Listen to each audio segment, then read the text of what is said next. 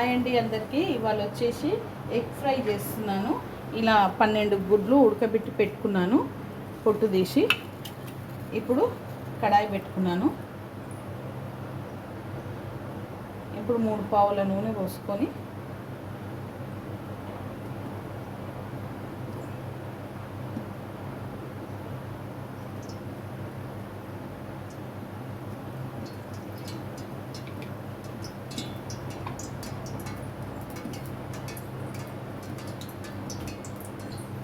అది oil ఎక్కాలండి. So oil ఎక్కింది. ఇప్పుడు ఒక స్పూన్ జీలకర్ర, ఒక స్పూన్ ఆవాలు,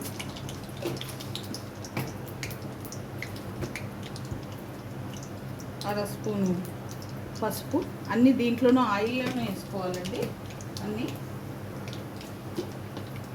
కొంచెం సిమ్లో పెట్టుకుంటున్నాను. అల్లం వెల్లిపాయ పేస్ట్,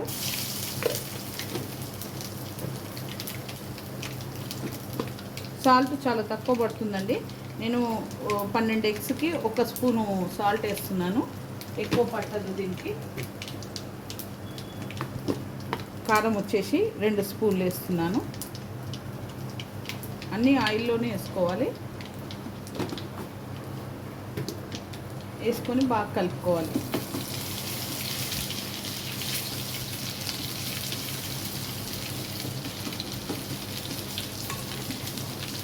ఈ ఎగ్స్ వేసేసుకోవాలి.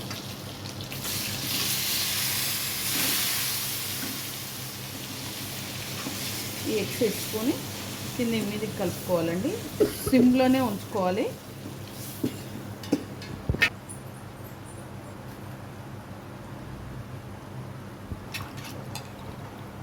ఒక 2 రెమ్మల కరివేపాకు వేసుకుంటున్నానండి.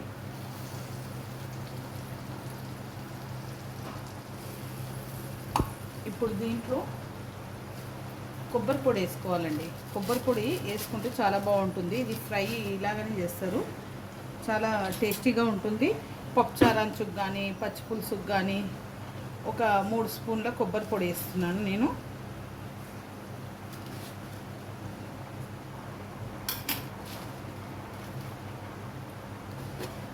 ధనియాల పొడి 1 స్పూను, గరం మసాలా సగం చెంచా,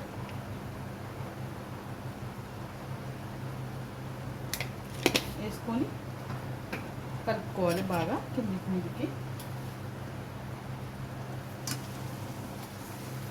ఇది పప్పు చారు అంచుకి, టమాటా చారుకు కానీ